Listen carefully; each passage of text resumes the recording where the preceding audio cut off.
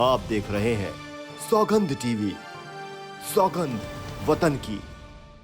दोस्तों नमस्कार, मैं सौम्या मिश्रा और आप देख रहे हैं सौगंध टीवी। चुनाव लोकसभा के हो या विधानसभा के, बिहार में चुनाव की सरगर्मी देखते ही बनती है, क्योंकि जितनी ज्यादा नेताओं की दिलचस्पी यहाँ पर होती है अपने वोट बैंक के लिए, उतनी ही उत्सुकता और चुनाव को लेकर जागरूकता आम जनता में भी नजर आती है।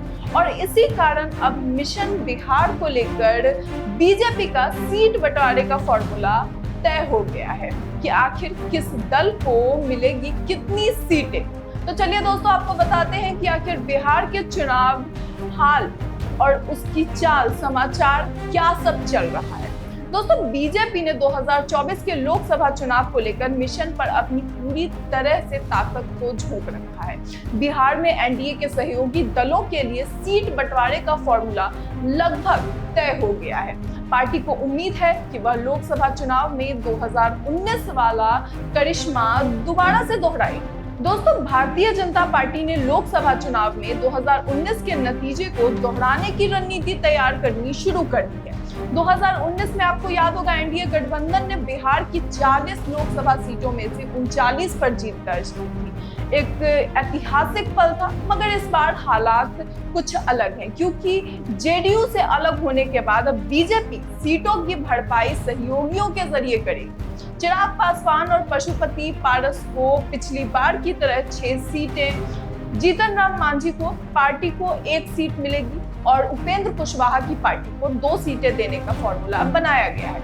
ये फॉर्मूला कितना कारगर साबित होगा, ये भी आने वाले समय में देखना दिलचस्प रहेगा। वहीं भाजपा ने जदयू में भी सेंध मारी है दोस्तों, क्योंकि जदयू के 6 सांसद पाला बदलने के लिए तैयार हो चुके हैं और बीजेपी में मौजूदा 3 से 4 सांसदों का टिकट काटने के साथ कुछ सांसदों की सीट भी बदली जा सकती है। दोस्तों, बिहार में लोकसभा की 40 सीटें हैं, जिस पर बीजेपी नेता अमित शाह ने दावा किया है कि 2024 के आम चुनाव में एनडीए सभी सीटों पर जीत हासिल करेगी। यानी पिछली बार तो सिर्फ 39 हुए थे, इस बार 40 सीटों पर दावा किया जा रहा है। लेकिन ताजा सर्वे बीजेपी के नेता के इन सभी दावों पर सवालिया निशान खड़े करता है।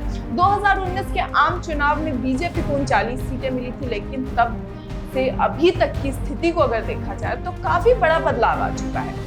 बिहार के मुख्यमंत्री नीतीश कुमार के रूप में एनडीए की सीटों का एक बड़ा हिस्सा बीजेपी से अब दूर जा चुका है और अब तक की सबसे बड़ी चुनौती उसी छोर से मिल रही है। देश भर में तो सर्वे के आंकड़े लोकसभा की 306 सीटों के साथ बीजेपी के नेतृत्व में एनडीए की सरकार बनाने के संकेत दे रहे हैं। लगातार हो रहा है कि अगर कुल जो वोट है और कुल सीटों की बात करें तो बीजेपी की सरकार आ सकती है, लेकिन बिहार को लेकर जो आंकड़े सामने आ रहे हैं वे काफी चौंकाने वाले हैं। बिहार के 40 लोकसभा सीटों में से एनडीए को 14 मिल रहे हैं, जबकि इंडिया गठबंधन को 26 सीटें मिलती नजर आ रही हैं दोस्तों। यानी बीजेपी का बिहार से सुपड़ा साफ होता नजर आ रहा है। बीजेपी नीतीश कुमार के लवकुश समीकरण को न्यूट्रलाइज करने के लिए लगातार कोशिश कर रही है और ज्यादातर जातीय समीकरण साधने की तैयारी में जुट गई है।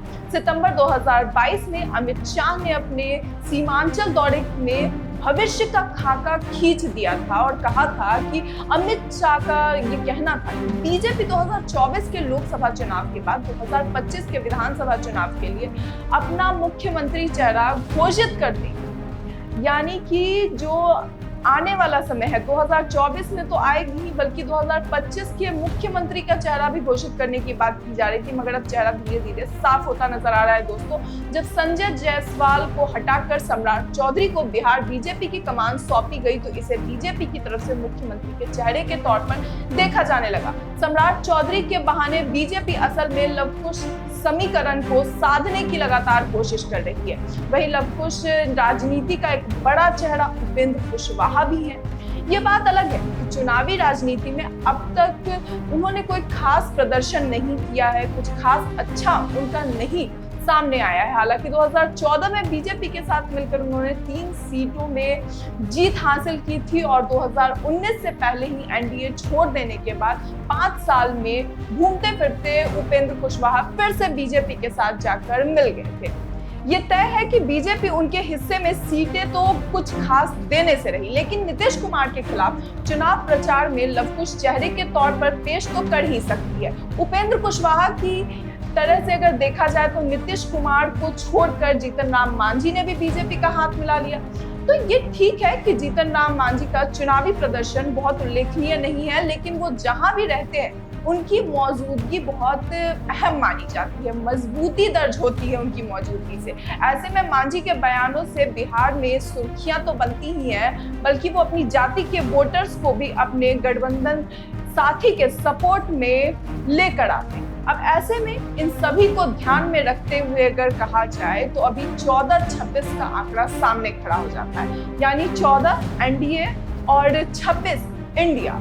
तो बात आगे की अगर क्या होती है, किस तरह से होती है, क्या फेरबदल होते हैं, ये तो आने वाला वक्त बताएगा। लेकिन अगर कोई बड़ा फेरबदल हो जाता है तो परिणाम आसानी से बदल सकते हैं। दोस्तों, बिहार की राजनीति को आप किस तरह से देखते हैं, हमें कमेंट बॉक्स में जरूर बताएं। वीडियो को लाइक, शेयर और चैनल को सब्सक्राइब करना ना भूलें, ताकि सभी खबरें आप तक समय से पहुंचती रहे। नमस्कार। आप देख रहे हैं सौगंध टीवी, सौगंध वतन की।